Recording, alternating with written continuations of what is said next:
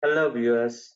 In this session, we are going to discuss about what is Android, the history of Android, and how it came into the market, what are the different versions are available so far in the market, and what specific version describes for the developers, and the features of Android, and what you should know to start developing Android applications.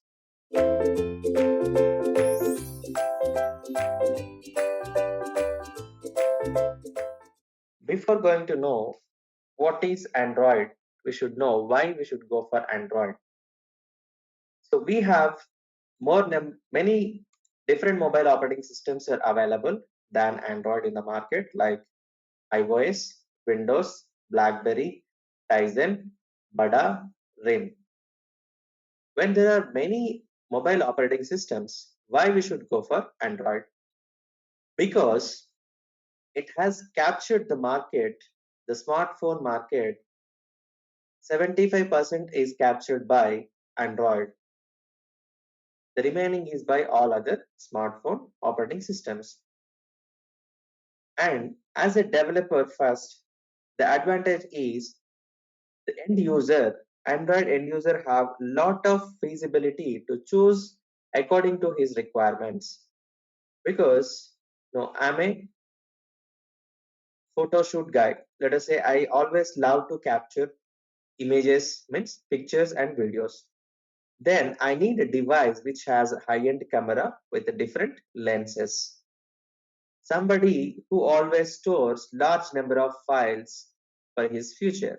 Then he need a high-end capacity internal and external storage. Somebody is fond of playing games. He need high-end processor to play his games without any issue. For different people, we have different needs. So to meet all these needs, Android is giving the feasibility for all these where the end user has a lot of flexibility to choose his mobile. So where Android is giving in different versions, different sizes, different resolutions by different manufacturers. More than 200 plus companies are producing Android devices in the world in more than 200 countries.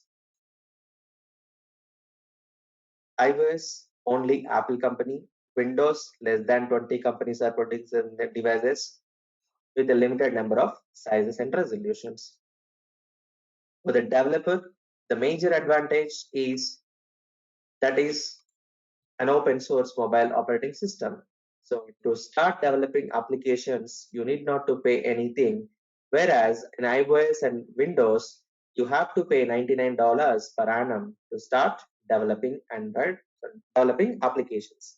In Android, to start developing applications, you need not to pay anything.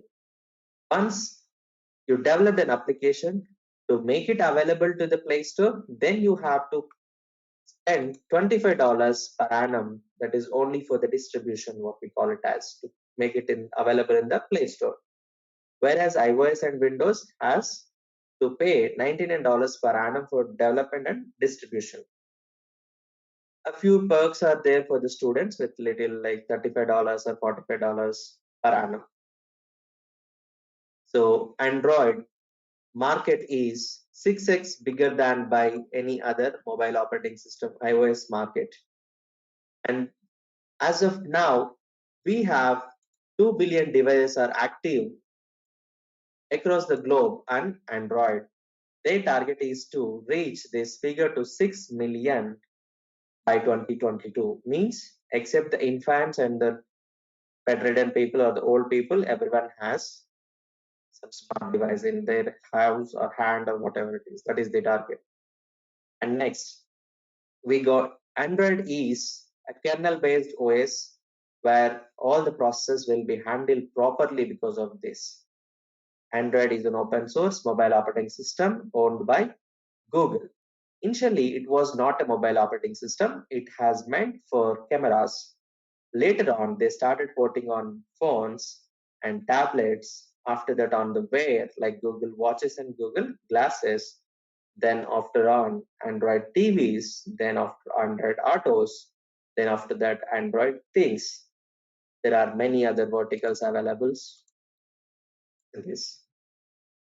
The general statistics, the number of applications we have in the Google Play Store or Android market is 2.6 million plus, means 26 lakhs plus applications are there. Out of them, more than 85% are free.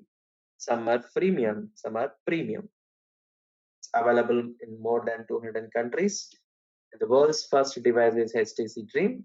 Someone says something else, whatever it might be. It has a QWERTY keyboard, touch, and flip. All the features are there in this mobile. Who is the father of Android? Andy Rubin is the father of Android, who invented Android in the year of 2003. And in 2005, Google acquired this. And after acquiring this, they were thinking of like, okay, how to make it available to the end users. Then they decided to form an organization called OHA, Open Handset Alliance, to develop the open standards for Android. So this OHA is consists of different companies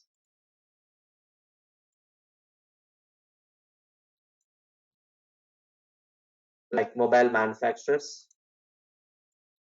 semiconductor companies, commercialization companies, software companies, and mobile operators.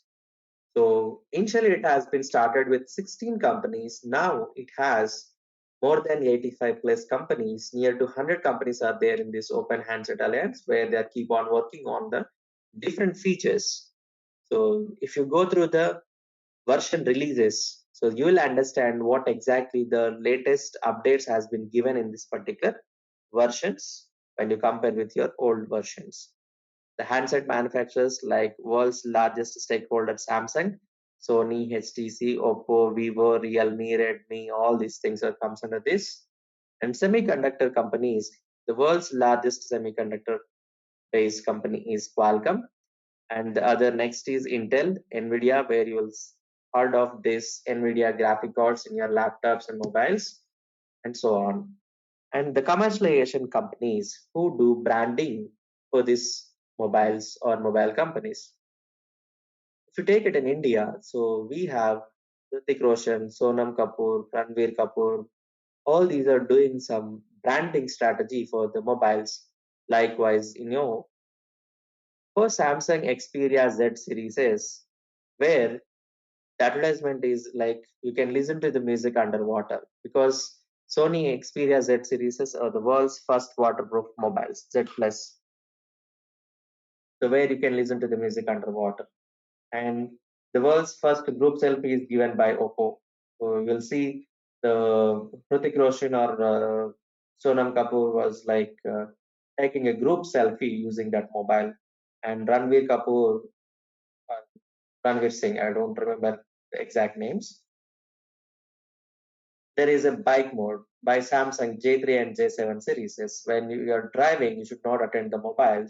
So it will give the color that okay, the person you're calling is driving.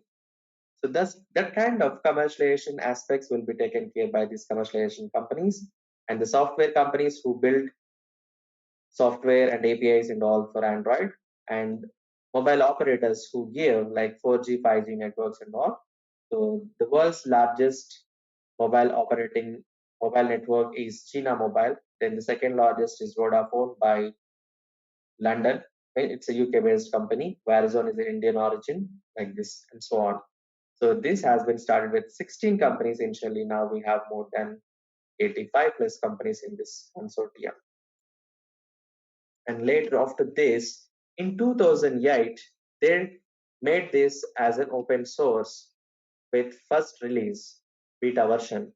And then in 2009, so they released it for the stable version for developing Android applications. They named it as Petit 4, but later on, every release has a name in an alphabetical order with a mouth-watering bakery confectionery items: cupcake, donut, eclairs, gingerbread, ice cream sandwich, Kit Kat, lollipop, like this. In this, we have many versions so far came. People say something like, okay, the more number of releases E or the drawback of Android, but it's never, because it has a scalability like this, till 2.3.7, it meant for purely mobile application development. And then 3.0 to 3.6 means 11th version to 13th version. It is purely for tablet application development. And 4.0, 14th version onwards, it is for mobiles and tablets as well as. In 4.4, it is purely for wear, that is Google Glasses and watches development. In 5.0, they started Android TV development. In Android 6.0, they started Android Auto development, and Android 6.1, so they have started working with Android Things. So that is an advantage, and where in every release you will understand what are the new features has been added. So what are the common features of Android software? So as you are already a Android mobile user, so you might have come across all this, but I'll just give you the major one is multitasking is the major advantage of our Android software. And that is an open source first and foremost thing. Second one, what you have to mention if someone asks you, multitasking, where you can use as number of applications as you want if you have a good RAM, so at a time. So means you can shuffle between the application. Whereas in iOS there is no such concept, and though they have, that is very little multitasking. And the world's first tethering is also given by Android, where you can share your mobile data with other people, and the TV recording is also given by us first. Initially, we have set-top box recording, but not in the TVs. And the world's first largest number of multiple languages is also given by Android. It is supporting more than 85 plus languages across the globe, and India it is supporting nearly 14 to 16. I don't remember exact number, but it is supporting all the languages which are there in India, and it will support 99.99 extensions of your media like images, audio, video. 99.99 extensions which are already there in the world are supported by our Android. External storage. The world's largest external storage in the mobile device is by Android only. It can be supported till 5 terabyte. There is one device with 3 terabyte or 2.6 terabyte so far is the largest by LG or Motorizr. I don't remember, but it's all about. And the world's first mobile operating system, which is supporting more than 10 sensors in this mobile operating systems era. The world's fastest browser, Google Chrome, is default for us, and the multi-touch is also there in our Android. We'll discuss in detail when we come to this particular topic. When we are trying to develop some application for the local languages, we'll use this. We'll discuss more about this. When you're working with multimedia, camera, and all this, you'll understand this media. And we'll discuss external storage, how to create an external storage virtually, and how to make it happen. Finally, what you should know to start developing Android applications. So we can develop applications using multiple languages in the Android. One is by Java programming language. Second one is by Kotlin. Third one is by C++.